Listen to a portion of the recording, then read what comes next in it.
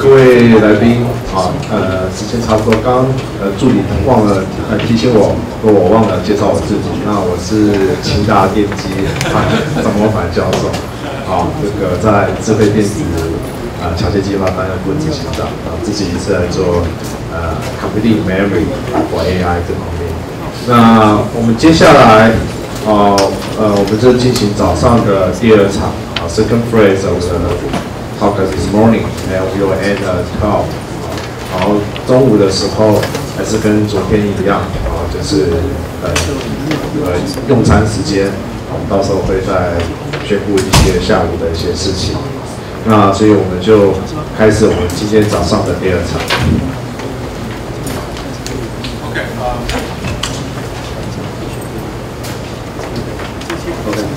Okay, so much so let's continue today's talk. The next topic I want to talk is about how we can apply this deep learning system on the mobile system. So far we haven't even touched about how we can do software or the algorithm or the hardware. So because a lot of people talk about this. So why we're trying to apply the deep learning system on the mobile system? There are some examples. The first example is, if we want to apply the deep learning applications, the current solution heavily rely on the data transmission between the edge device and also the server or the cloud. So here's one example saying, for example, you train your model on the server, which may take a very long time. I just mentioned it in some application from Baidu. So they told me they're going to train their model about 6 months. Okay, so you'll train the model and then you'll get it really long. And this model can be accessed remotely, but you need to collect those data by using the phone. And the phone can send data back to the server, and then you get something out. The very limited computing power can really supply the local data precisely. Very hard. Okay, so but there is a tremendous application on your phone. One-time object recognition. The Google recently released the Google Focus or something. Right? They basically will show something. When you have a camera, they show a display on this mobile phone, they can generate all those corresponding information.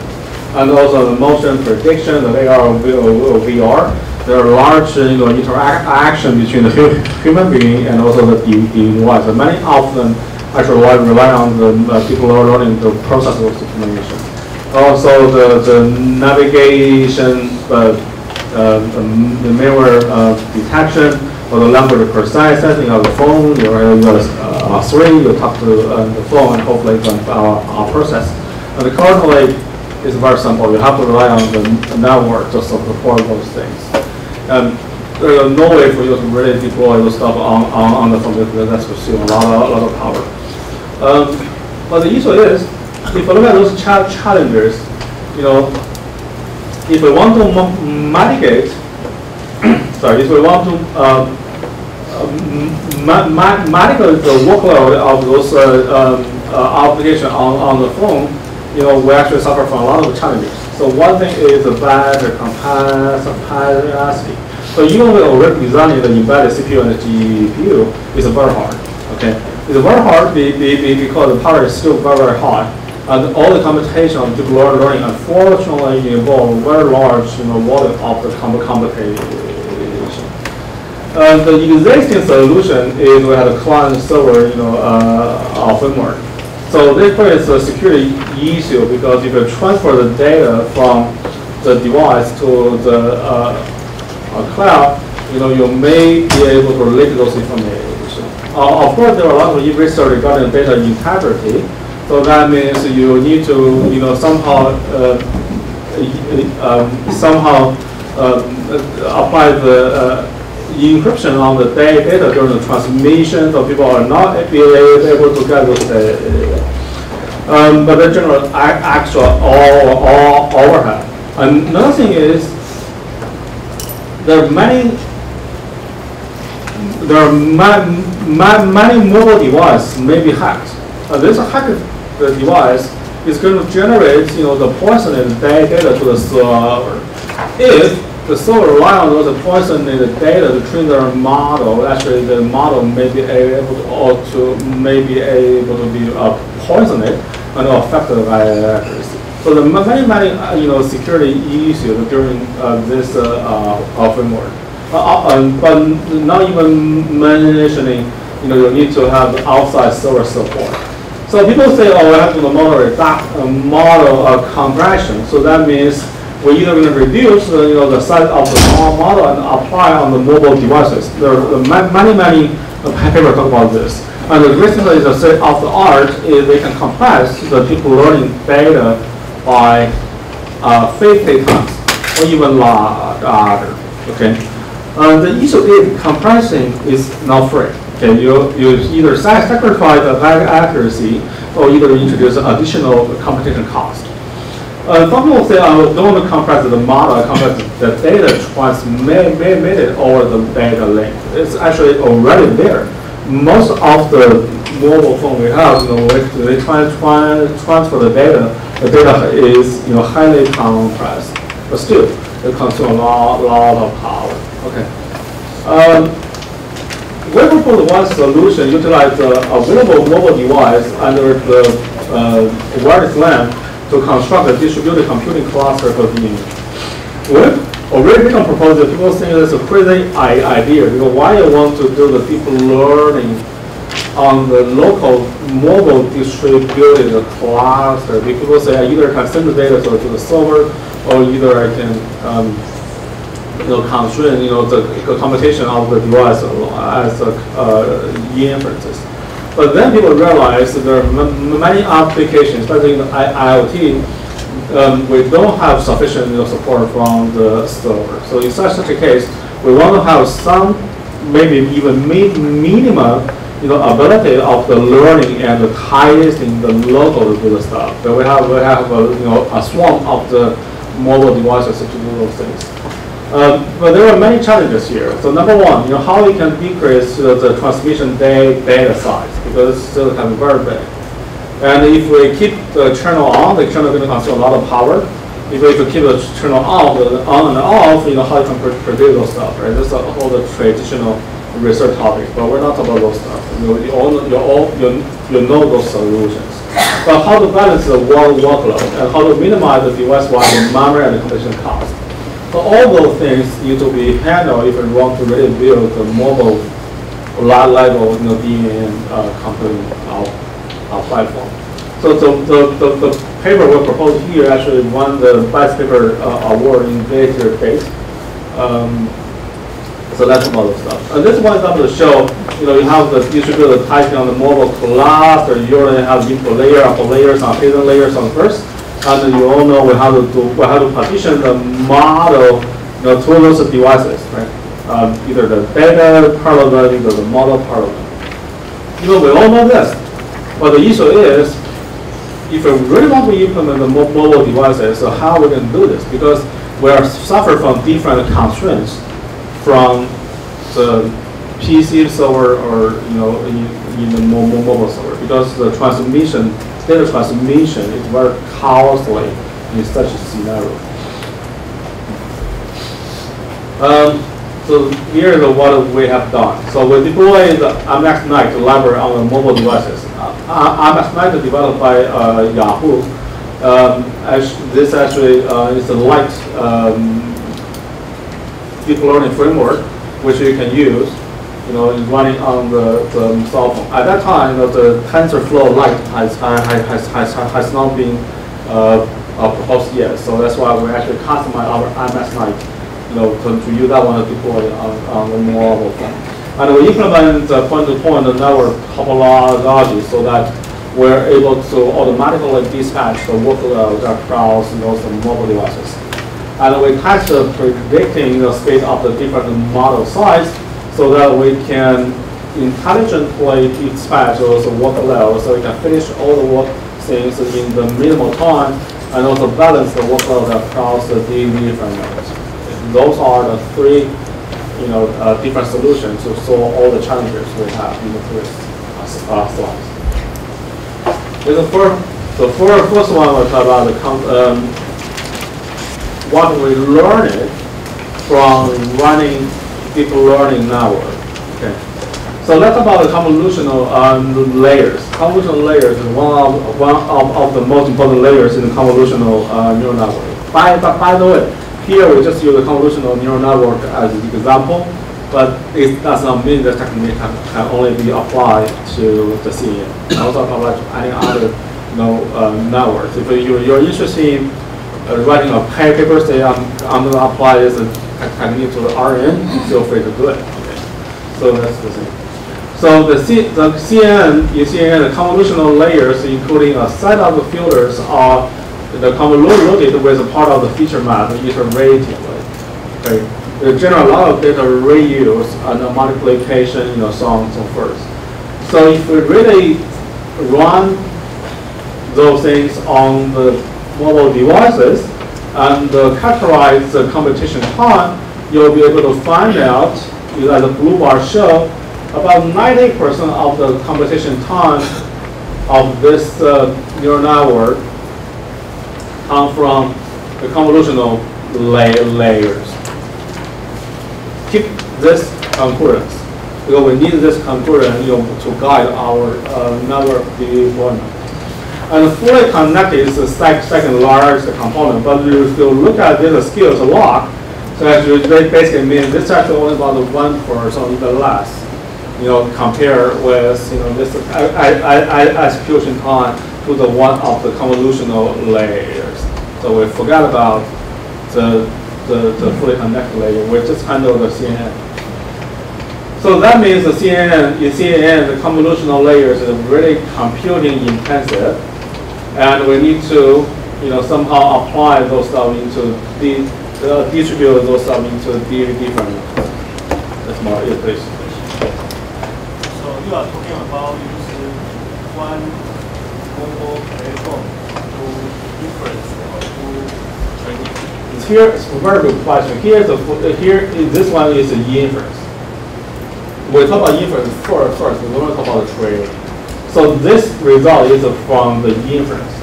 So what platform is that large enough and can for the model be one, or it's too small then one model, so you need to decompose the model? Depends on the model. If model too big, we need to decouple them to decouple. We will talk about those things. How to partition the model into different. In such a case, the computing is intensive, but not data intensive. So the question is how we can, dispatch this model into different nodes. So what we do is we're actually trying to apply the distribution of the convolutional layers into multiple nodes, and in the traditional way, we may be able to. In a traditional way, if we keep the model, each complete model, each node, but partition the input data, then we may be able to speed up the computation, right? And in such a case, what we do is we have multiple nodes, and for each node, that node has a complete convolutional layer. However, we apply the different data as part of the batch into the different nodes, so they can run separately and simultaneously. And then we let them communicate to each other to converge the result to speed up the computation. In such a case, what we do is we call the input partition, but not the model partition here, to speed up the computation. And if you still remember in the traditional distributed computing in the service, we actually have a 2D match here. And so we allow the nodes to simultaneously communicate to multiple nodes, so that they can really talk to each other and to the adjacent the nodes, and to combine the result. But in the mobile device, we found out that this may not be the efficient way. That may not be the efficient way. The reason is we actually have one dilemma here. The dilemma is if we keep the data transmission turned on, then we will have the burst of the data from time to time. And if we don't have this data transfer on this data link, we still need to keep the turn on, which consumes a lot of power. But if we turn on and off of the terminals, the turn on and off time is very long. And add a lot of overhead on the data transmission. So maintaining the two-dimensional, even larger dimensional interlink between different nodes become very costly from power-wise. So what we do is we actually, partition, the node into the one-dimensional way, so that we only allow the node talk to one node talk to two nodes, which is adjacent to each other.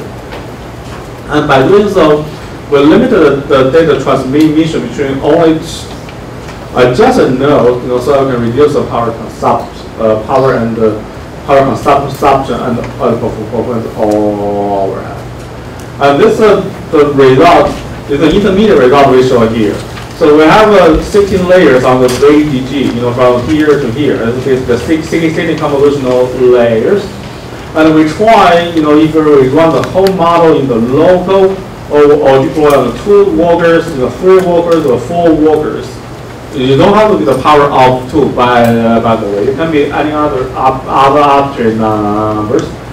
And although the 4 workers in the 2D grid, which means 4 workers, and each of them will talk to two nodes. So, and you will find out, say, for the transmission size,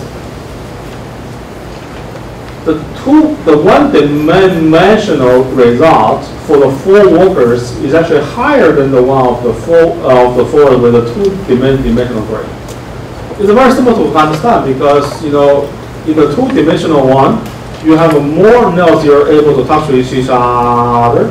So for each node, it's actually much smaller size of data you need to exchange. But for the one-dimensional one, you may have more data to switch because the one input will be shared by more number of the nodes. However, if we look at the execution time, the one-dimensional partition is actually, in many cases, is actually faster than the two-dimensional grid.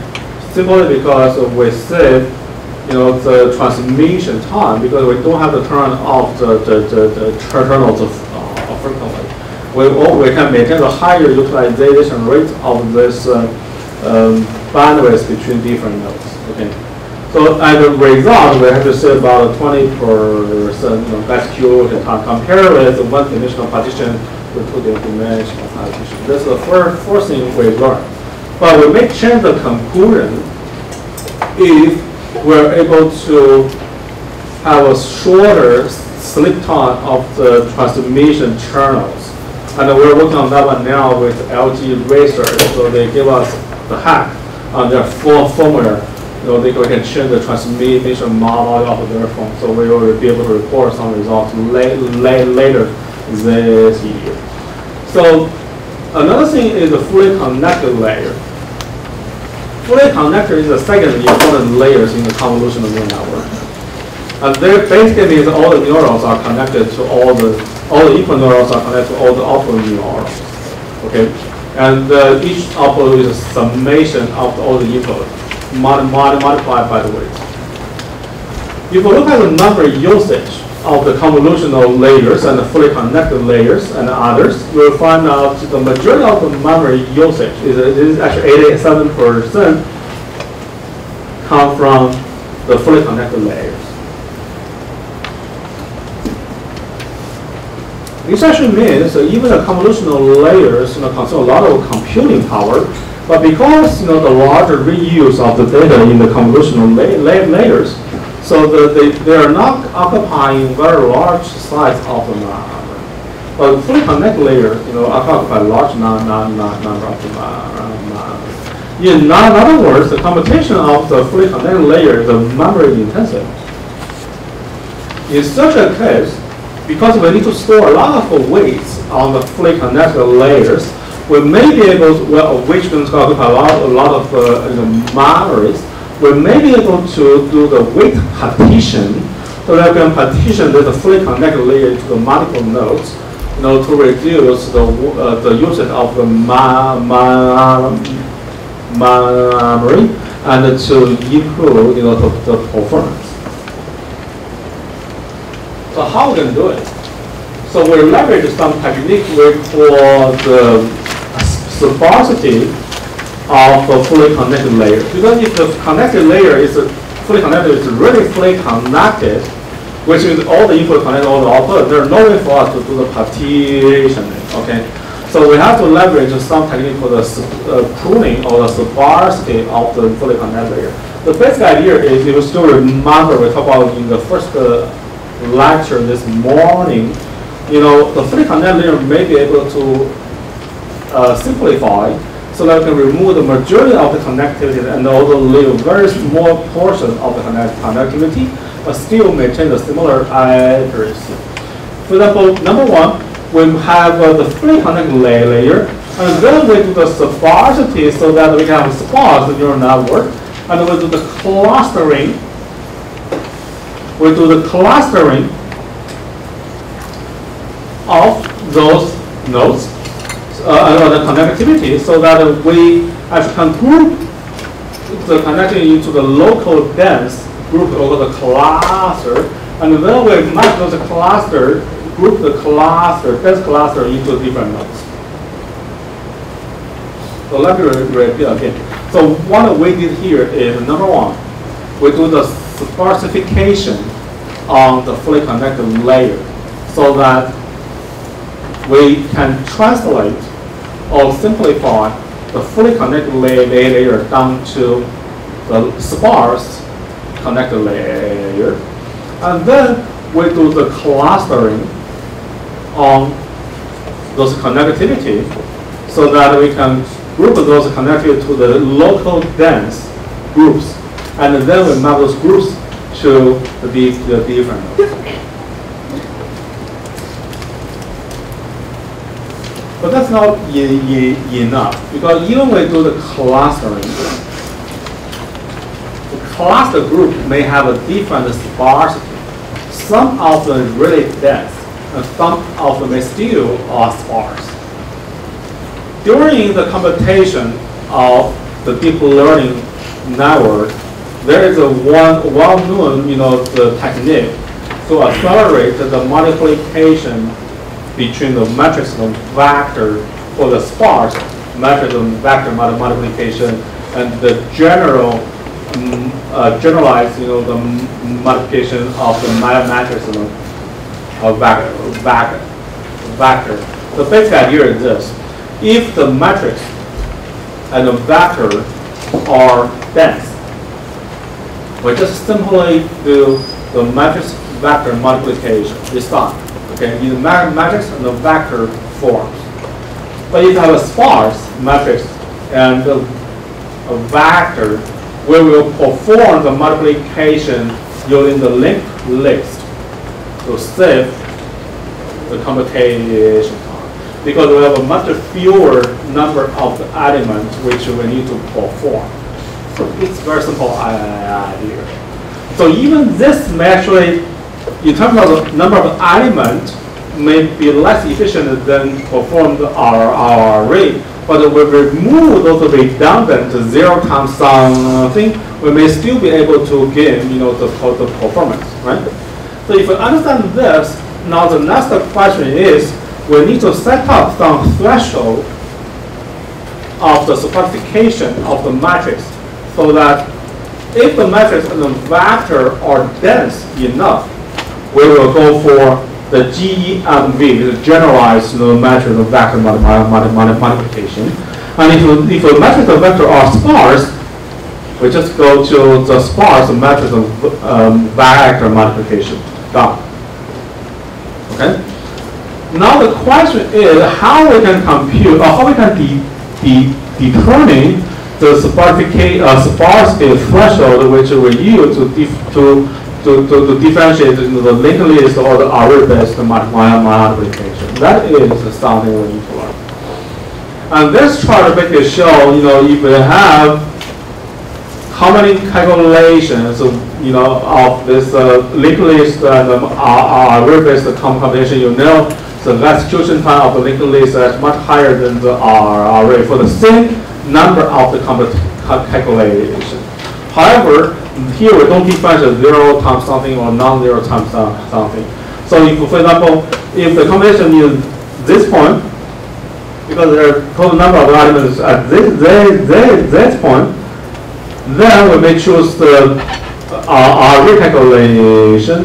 But if this point actually, if the matrix corresponding to this point has a larger number of 0, and if we eliminate those 0, the effective calculation may be that one, then we will choose the linked list. So it really depends on how many effective computations we need to compute the matrix vector, and based on that, we are able to choose either linked list or array form, and then use a sparse matrix vector multiplication or the generalized multiplication. And this visualize the clustering technique, the modified spectrum co-clustering technique. The idea actually comes from one paper we published in, I think 2005 or 2015, 2014 back with Professor Zhong Yiho in National Taiwan. But at that time we used this kind of for CAT, but not for the deep learning the other part. So the basic idea is we have very sparse matrix like this, okay, and then we perturbate the input and output of this neurons, so that we can cluster the connectivity to some local region as well here. Now you'll see those local regions are very dense compared with the rest of the area, and this cluster group will be able to map to the nodes. Okay, and then we have a sparse one. We do the reclustering. We can map those down. So clustering technique is a very well-known technique. We are not the inventor of this one, but you can find this technique for any textbook which you can find. Okay, but let's give some virtualized idea about how we can do this and how can we come out. And we can even do the fine-grained growth, partitioning, so that we can say, oh, if those things are not dense enough, then we can wait until we do the next clustering. Or for those irregular clustering, we maybe depends on which input and output they are involving in. We know it may be able to have process as outliers to the different nodes. It depends on the workload of the different nodes. So now you can see we can balance the workload and the transmission of the data by considering the current workload of the nodes and also the predicted workload and also the data transmission. Okay, we're able to do it.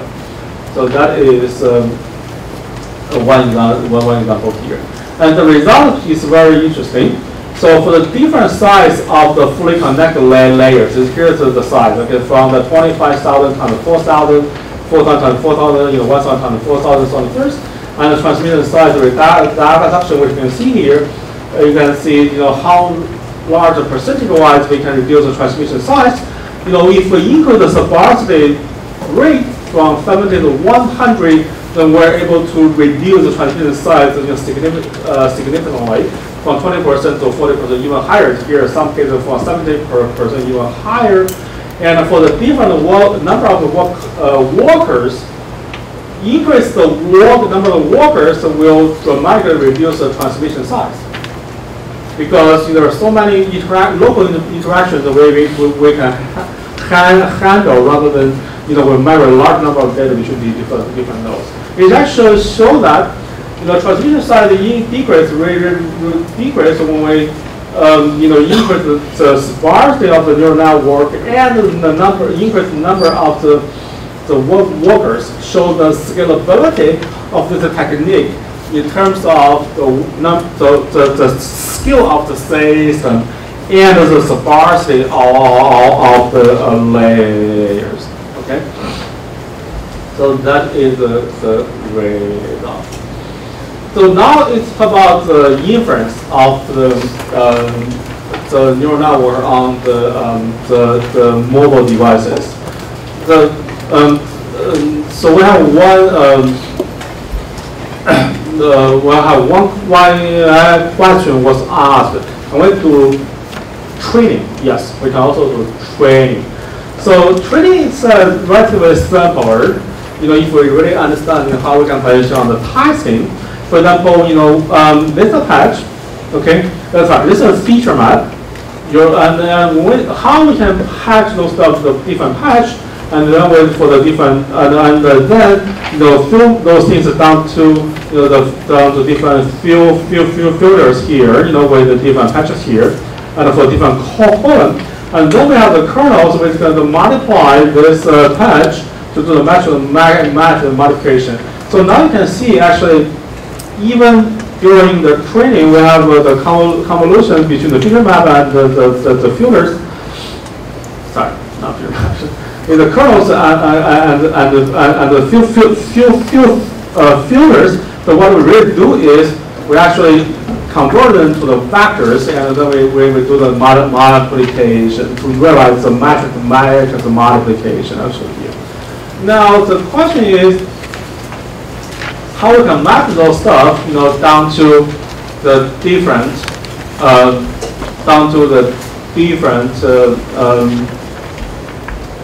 mobile devices.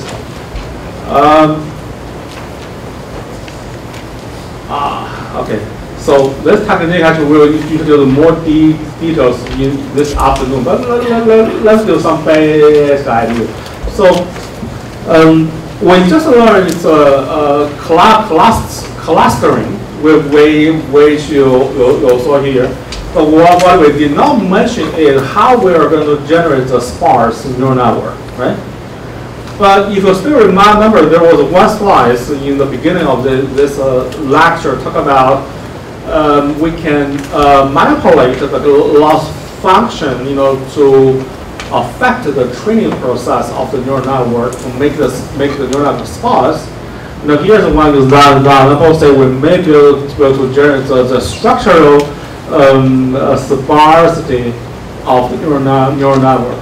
So the basic idea is we can control the training process of the neural network, so that if we want to train a sparse neural network, then we are able to constrain this sparsity into some structural component, either going to be the filter-wise, or the shape-wise, or the weights, or so on first.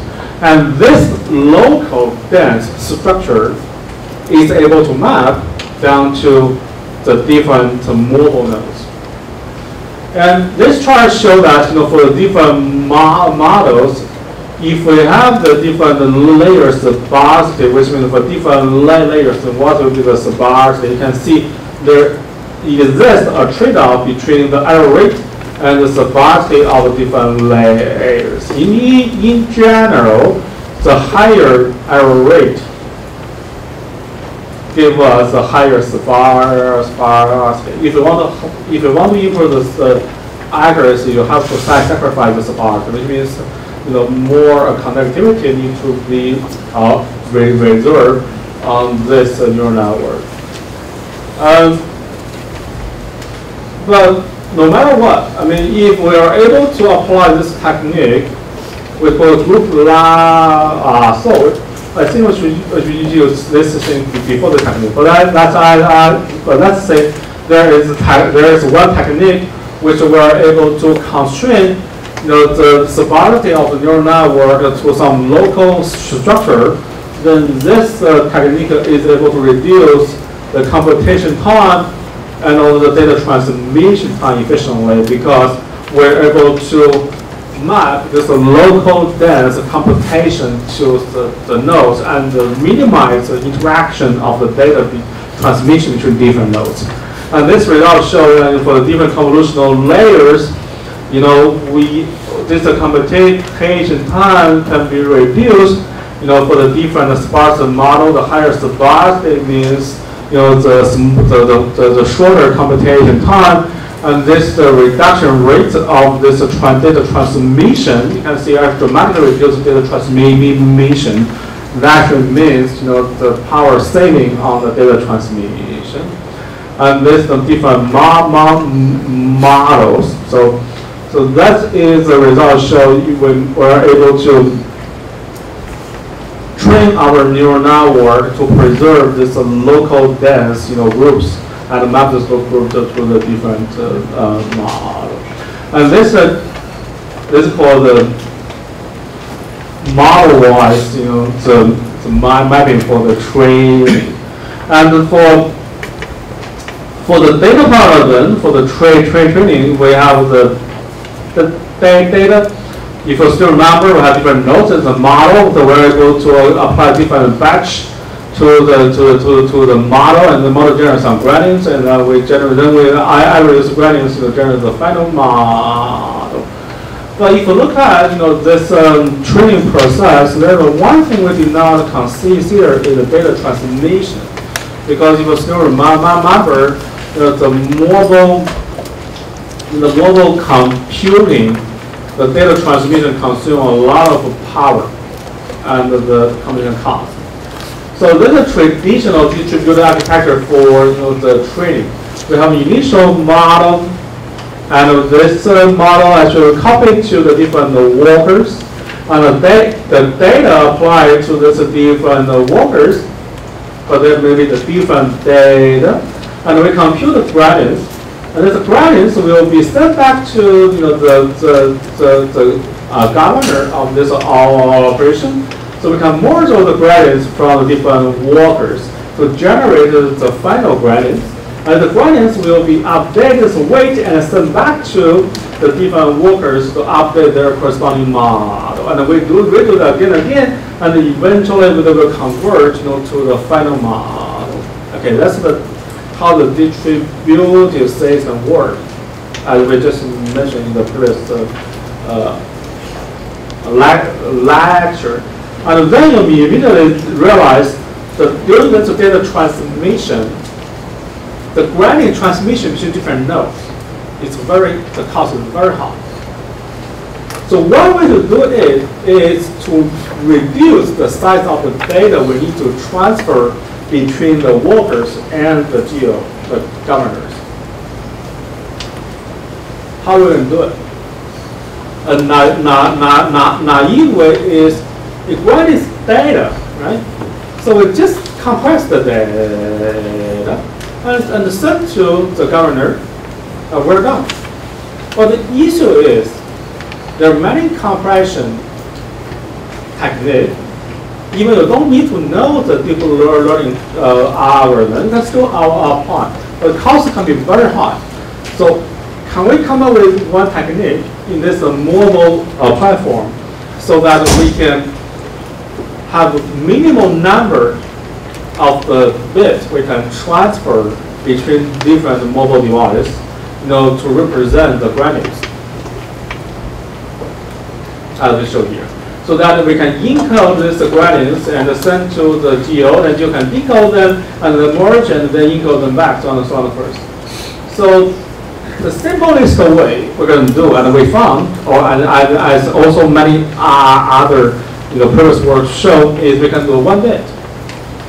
Nothing can do a better job than just sending one bit from the workers to the GO, right?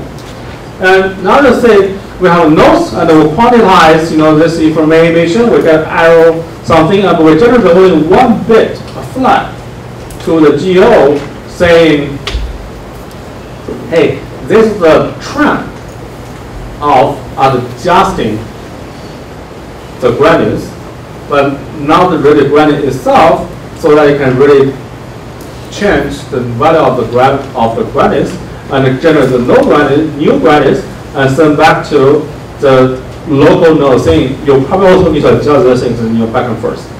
Now you'll see the issue is So 1 bit, the information that can be represented by 1 bit, very, very limited. Can we still use this 1 bit to represent the data? Well, one research work later on will show this, but let's keep, let's ignore how we can generate this compression for now. But give some very simple example here. That is, they have quantized the gradients. The gradients is actually very simple. It's actually some function plus the original gradients plus some delta change.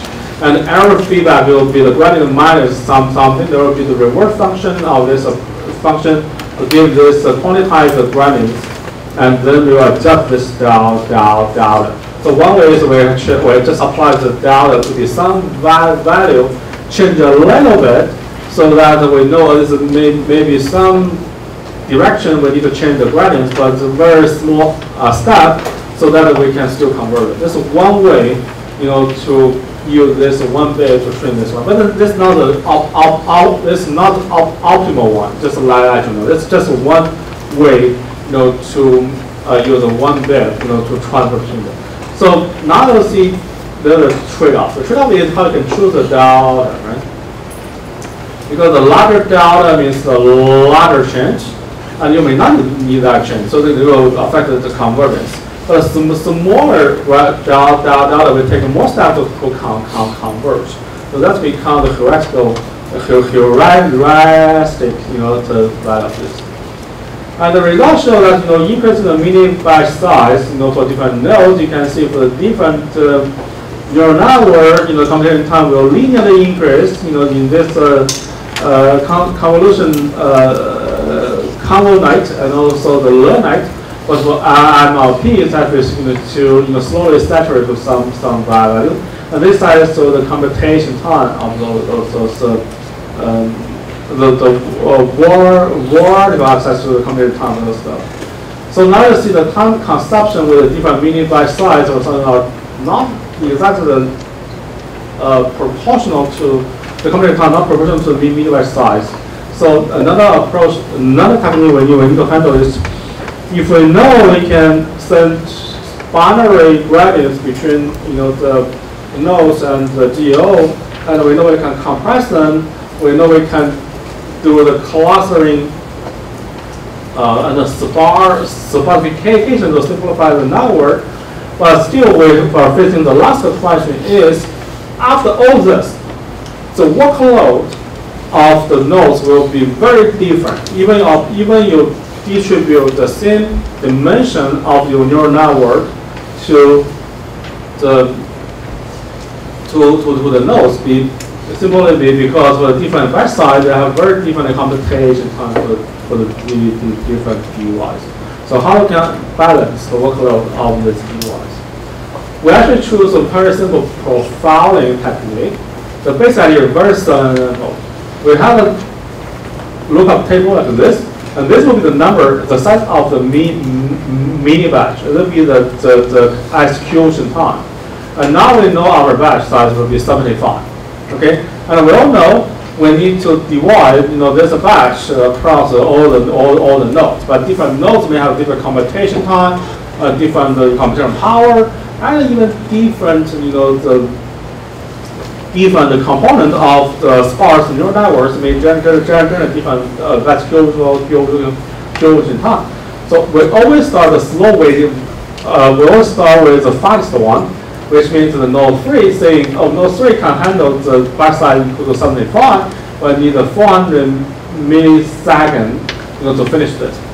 And then we say maybe we are able to offload the workload up from the node 3 down to node 2, so that we can still have the 75 of the mini batch, but we can have smaller time. We say, oh, we are not say we leave 40 to node 3 and 35 to mini batch size, and the corresponding execution time will reduce down to 300 milliseconds, because 300 milliseconds is the time that the node 2 is able to handle the 35, of the mini batch. Remember here, the node of the 4, they actually in the last spin time, it's faster than 300 milliseconds.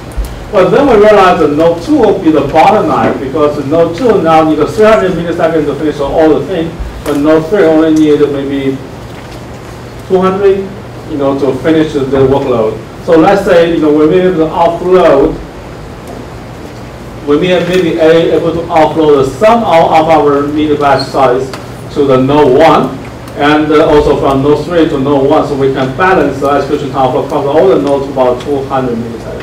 It's actually like a lookup table based guide or design, to really balance the workload, because we find out the, when the computation, when the computational capacity of each node fixed, then the execution time of each node pretty much determined by the size of the batch, for a particular neural network. Okay, so that we can reduce the execution time down to 200 milliseconds. Yes. What happened to the original node?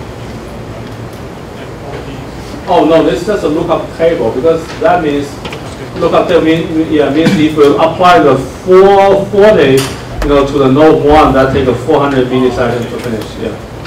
So we try to find out the best combination. We give the balance workload for all the nodes. Yeah, and with the minimal structural time. Yeah. So this is visualize the result to show how we can reduce the time consumed on the computation and the communication for the different work nodes. So now to find out, saying there's a if we don't do any optimization for MLP and the learn the convert night, the X is the number of worker nodes, which is how many worker nodes where we can leverage to execute those stuff, and the Y is time consumption. You'll find the computation time is very small, on each node, but the data communication is very large. Okay, that's the part we're trying to minimize by using the sparsity, partitioning or compression, those stuff. And the learn have similar things, and the common night actually, because the computation time is large, so the communication time is relatively small. It's also, there are topologic, but transfer a lot of data in between. But either this, if we apply the encoding and decoding scheme and also carefully balance, balance the workload, we can dramatically reduce, the data computation time for those networks. If we compare here. And we can also reduce the total execution time. But by the way, you look at the scale, it's actually different. This one is 2,000, this one is 1,000. Okay. So that's why I give you some misleading you, say we're actually similar. Actually, it's already reduced the execution time by total computation time by half. This is the original one. So I should change the scale of this one. So now, if you want to summarize, what we have done here is very simple. So what we're trying to minimize or reduce is number one, the elements of the neural network participate in the computation, which means the sparsity. Okay, and two, we're trying to compress the information transferred between different nodes, which is a gradient, and we use a 1 bit. To guide the convergence of our gradients. And three, we have some scheduler to balance the workload between different nodes. But there are many other ways. I will show some ways later on to do those three jobs. But the basic philosophies are here. So this is the accuracy convergence, which you're going to see of our technique. The reason why I'll show here is if we are using the 1 bit gradients to be transferred between different nodes, we actually somehow harm the convergence and the accuracy of this training process.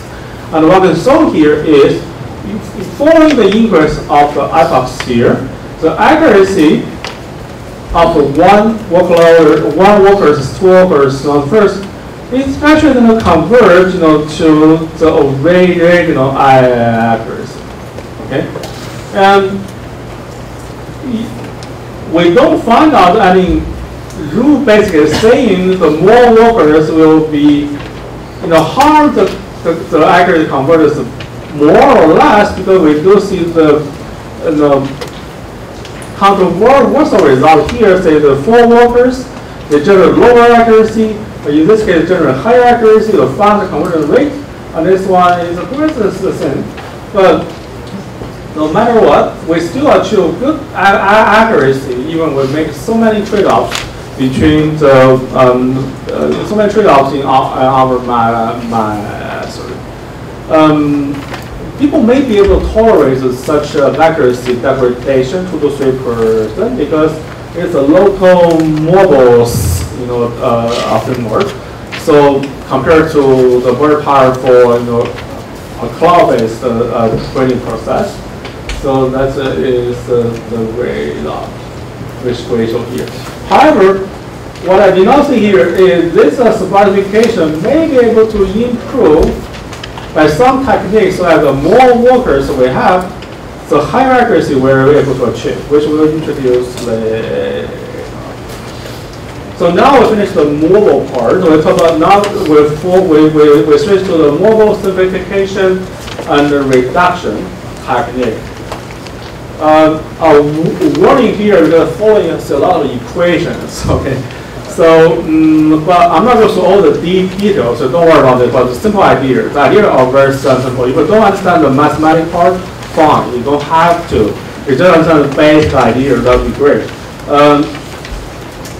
But let me give you some example about how the optimization of the algorithm will be able to affect the computation efficiency of the deep learning neural network.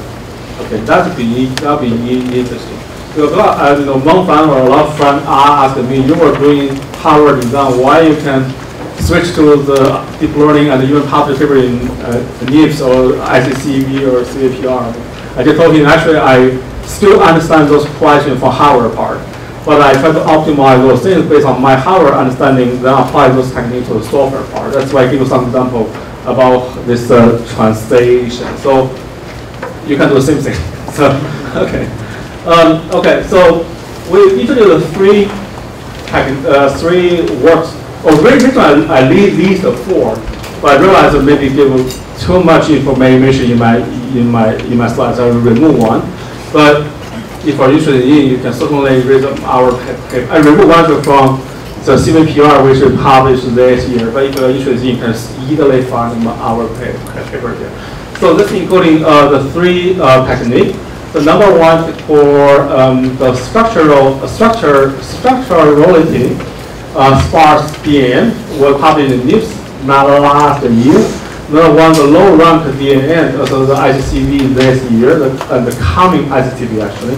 And then the efficient training for distributed deep learning that's submitted to NIPS, very likely to be a static. So to give some example. Another one is about the model reduction for the segmentation, but I removed that one. Another thing, actually, look at the proceeding. At the stand we'll talk about similar topics on Thursday. So I removed that one. You won't lose anything because stand will talk similar topics. Okay. So the first one is the learning structure in the Sparse in deep neural network. This is a very good example about how the software guys, especially the algorithm guys, do not understand well about computing. So they come out a lot of interesting techniques which may not be very efficient if you consider the deployment of those algorithms down to the hours. Okay. But simple trick can actually dramatically improve their efficiency.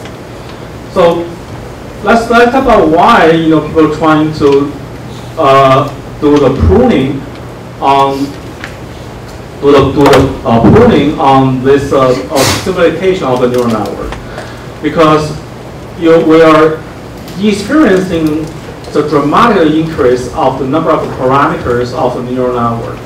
Those are examples showing, when you go to AlexNet first, you can see a large number of the parameters here. And these parameters corresponds to the large number of the flops you're going to consume here. And it's pretty much linear. There are some variations here. For the Google Learnite, it's actually may have a large number of parameters, but a smaller number of computations. But in general, it's pretty much the same. So in the deep learning society, especially in the algorithm part, so fewer parameters for them means fewer computations. The flop here is the floating point operation, and they try very hard to reduce the number of parameters in the DNN so as to reduce the flop. And meanwhile, they still want to maintain the same classification accuracy, because accuracy is their primary goal. Okay, they're not going to sacrifice this one, very much. State of the art in CVPR in 2015, some person they proposed the weight regularization technique using L1 NOR. So basic idea is they apply the regularization, on the weight during the training, so that they give the higher penalty on the weight which has a larger value. You can understand this because they try to minimize the weight.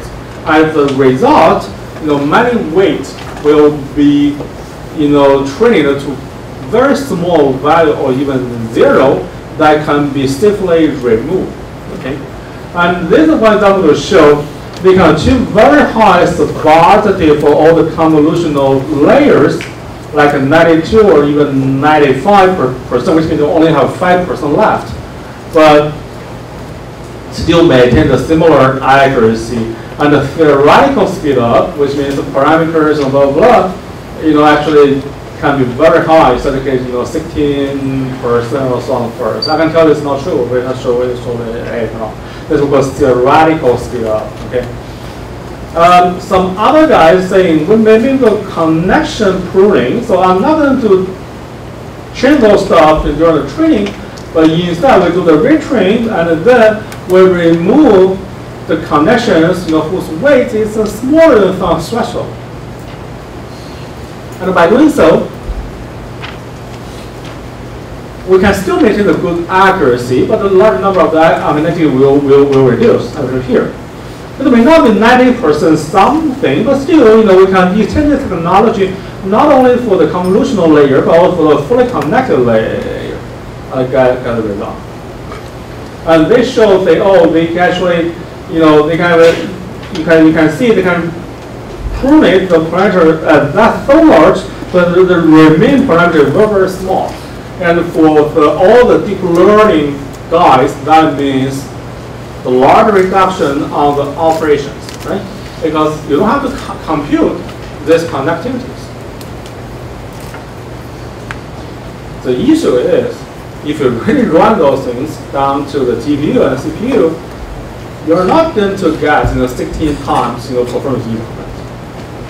The result is running by my student. It basically shows that the speed up of AlexNet on the GPU platform and the corresponding sparsity is at here. There's a performance in here. The baseline is the GMM of the Q plus, and the sparse metrics are stored in the format of the CSR and celebrated by the Sparse. So we already applied the NVIDIA, the Sparse libraries from apply. The speed up more than 1 is positive, and less than 1 is negative, which means you actually even run those slower than the fully connected one. Okay. Why? Because if we randomly remove those connectivities or train those stuff, you will have a irregular memory access. You can understand this because you store this information very randomly or irregularly in the cache or in the main memory, and it will generate a very poor cache locality. You're jumping from here to here, so on and forth, because you have very random, sparse on your matrix. That can break the sequential access of the cache of the main memory, and you will receive even no or trivial or sometimes negative speed up.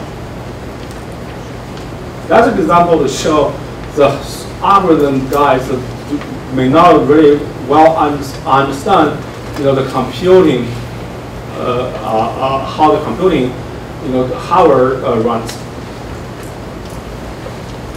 And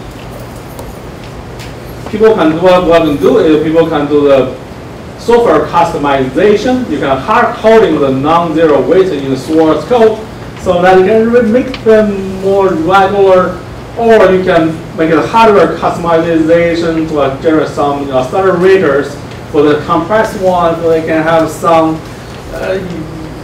some grouping or combining of the data to speed up those stuff. Okay, those are things. No matter what, you need to pay extra overhead on this. But if we understand this, why we want to do this? We can really do the pruning or simplification through the training by considering the cache access locally.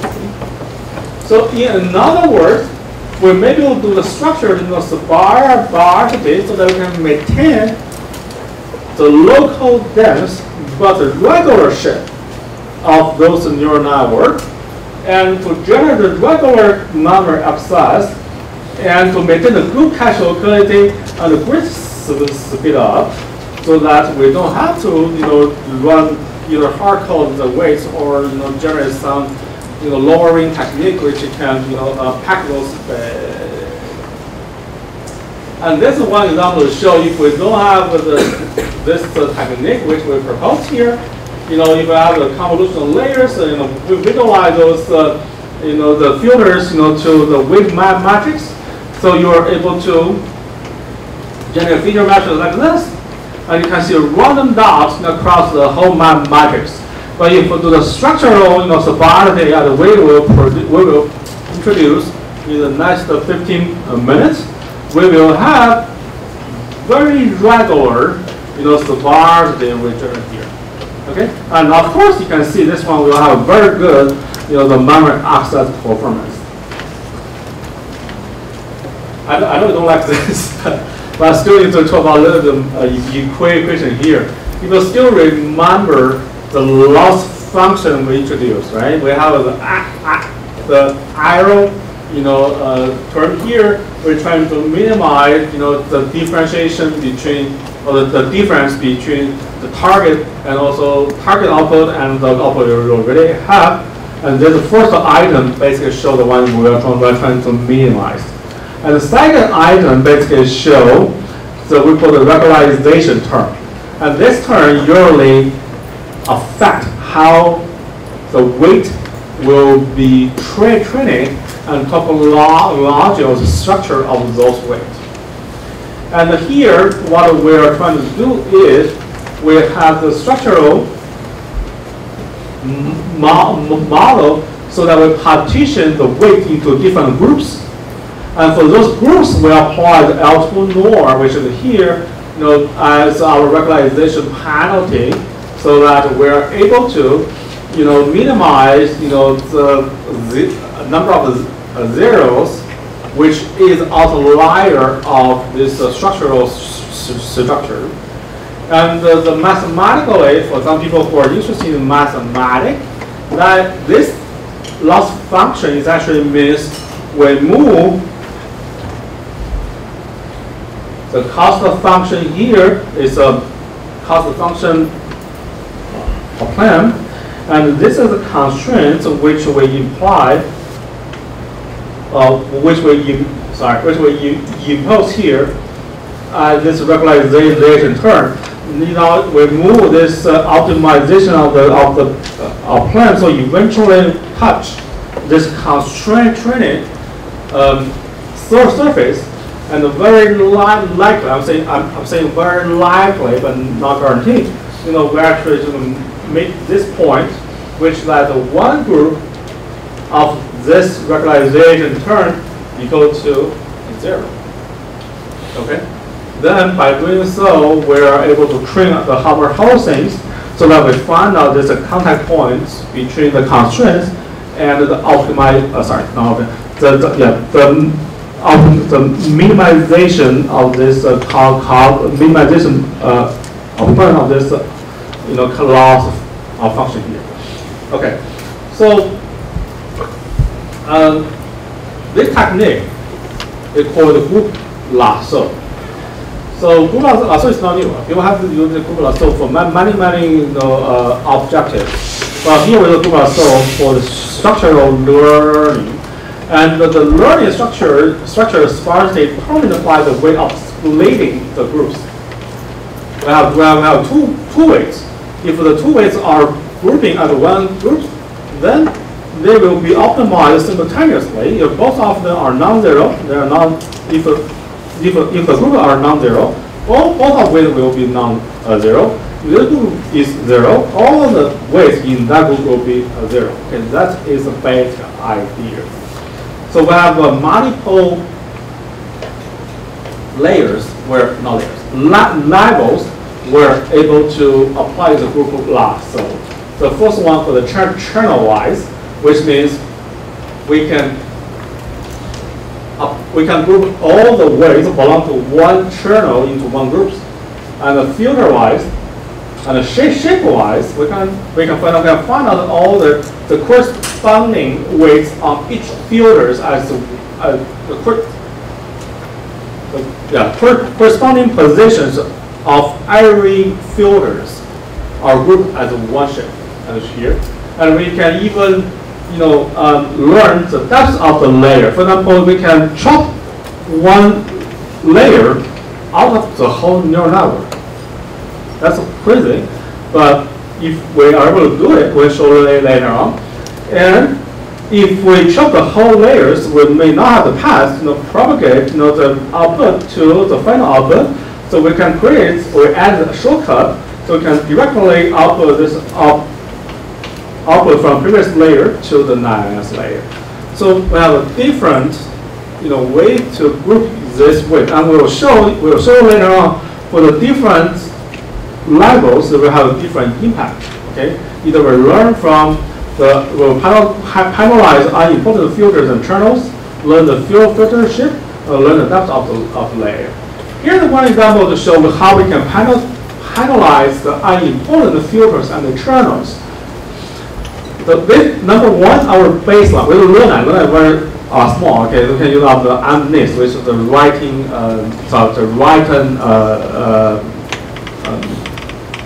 numbers. So the result after panelizing the important filter and the channels in the learnite, with the baseline is we're going to adding simplification. We're trying to train our model. We can have an error equal to 0.9 %, and we maintain the number of filters from 20 to 50 from different layers. The channels from 1 to 20, and the flow is 100. Okay, it's actually our baseline. The speed up is 1 because it's our baseline. And for the one model, we can even reduce the number of the arrow to 0.8. And we can maintain the number of filters from 5 to 19 for different convolution layers. And the channels 1 to 4, and the flops can reduce from 20% to 7.6%. The speed up is 1.6 to 5 times. It's not going to be like 14 times, right? Because we already break the cache access. But 5% is actually pretty large. And if we are able to tolerate 0.1% error rate, then we can further reduce the number of the filters down to 3 to 12, number of channels 1 to 3, and flops, you know, to 3% to 15%, and even boost the accuracy even higher. So why we're able to do it? Because this first line show the features, you know, we actually extracted from the first model from the convolutional layer 1. So you can see this features can be compressed down to some representative features to show the edge information, and this can be preserved, you know, well down to the following layers. So which means actually there are so many redundancies in the previous, you know, the previous design, which have a large number of filters and channels. And the three show we can actually remove this, you know, non-representative or less representative, you know, feature that will preserve the majority of. So the idea is there are so many redundancies in the previous design which we can reduce, but we'll still be able to maintain a good vectors iris here. And those, you know, what you can see in the original design, those features are not well consolidated. And then another thing for the learning smaller filter shape is basically for the shape, you know, shape sophistication. Original filters like this, okay, you know, 5 by 5 for the learner 1. In some design, we can actually remove some corresponding positions, but still maintain very good error rates here. And 0.8 actually even better than the original design, but we can dramatically reduce the filter size and also the channel number. And the flops reduce down to only 8% compared to the previous design. The speed up is 6%. If you can remove more positions from the filters, we'll still be able to preserve very good, you know, the features. But flop will go down to 1% or 1% up to 3%. Speed up can be 10%. So every kernel is a different shape. You can learn different shape. Right. So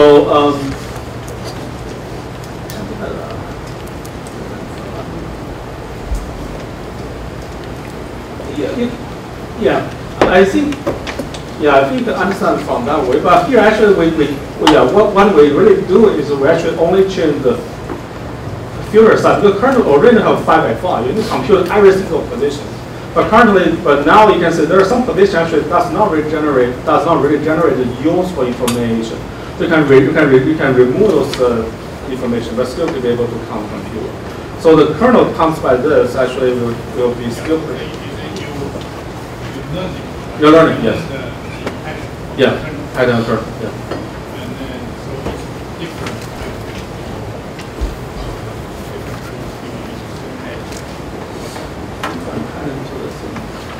The pattern means. I mean the general one is the pattern. Right. Yeah. Yeah.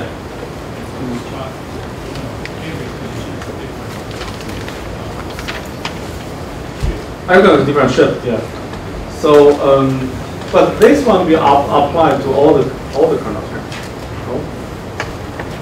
Oh. Yeah, that's my question. Yeah.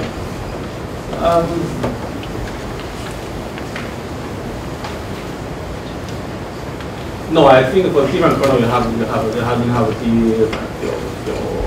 Yeah. So this is the one. This is what you can see is similar. You see they preserve, you know, the useful information, a lot of redundancy here. So that's it.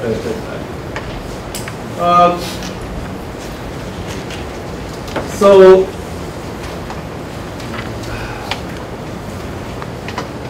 if you want to see the macro matrix here, so feature matrix here, you know, actually you will see the filter-wise sparse they corresponding to the row-wise sparsity, and shift-wise sparsity corresponding to the column-wise sparsity.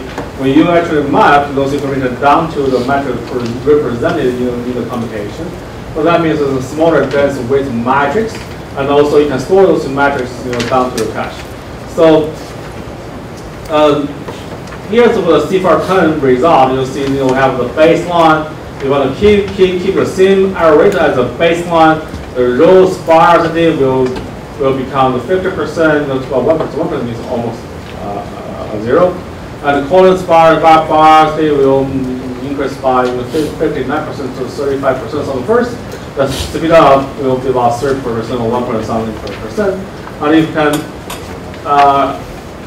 and if you want to have the lower error rate, of course, sparsity will reduce and speed up will be able to reduce. But still, this feature the feature is well retained, in the different optimization.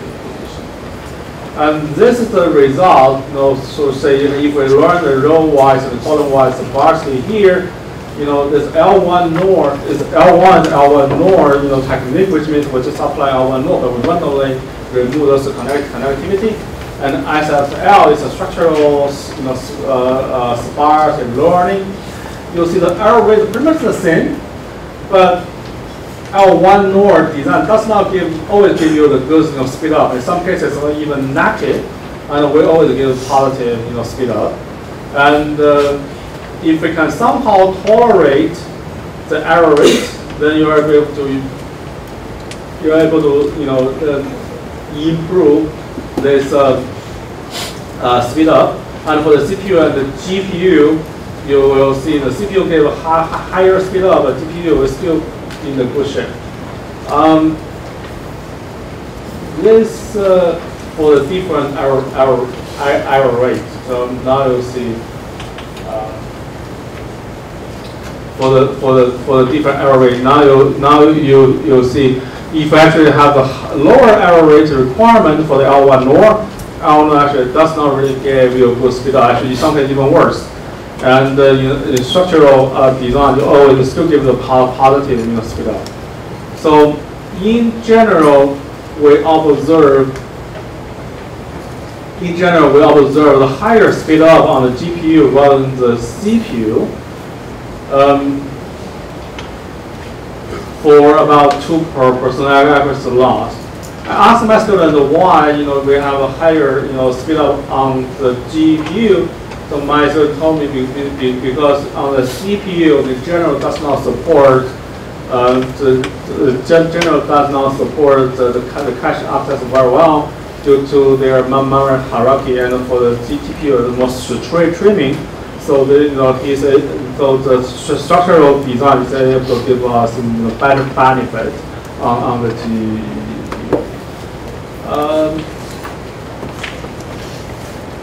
This result basically shows the depth of the DNN. I just mentioned it. If we want to remove the whole layer, so then we need to create the shortcut from one layer to another layer. And the result basically show you're able to reduce the original layer from 20 to 32 down to 14 to 18 by maintaining a similar error rate, actually even smaller error rate. And this chart shows that if we keep increasing the number of layers from 12 to 20 for this rest night, you actually have the lowest point about 18 for structural learning, and 14 is able to give us the lower error compared with our baseline. The funny part is if you look at the size of the layers. When you usually have to start with a very large one, the convert layers down to very smaller one, and from 32 by 32 down to 8 by 8. And in the original baseline, the different size are almost evenly distributed between those 20 layers. But if we really want to reduce the number of layers, we will find out the intermediate size of the layers dramatically reduced. But those two ends, that does not change much. So the observation is the largest layer gives us more input on this feature to process, and the smaller layers give us a final feature we're trying to extract. The intermediate layer gives us less impact on the outputs. So during the training, we found those intermediate layers actually can be safely removed. by training by using our structural learning technique. This is one interesting variation we have. I think we can finish here. Okay, so it's lunch time. So let's thank the speaker, and we will have a lunch break, and we will have to be back. The afternoon session, 1:30下午的 session 正在开始。好，那我们谢谢大家，现在中午休息时间，谢谢 speaker。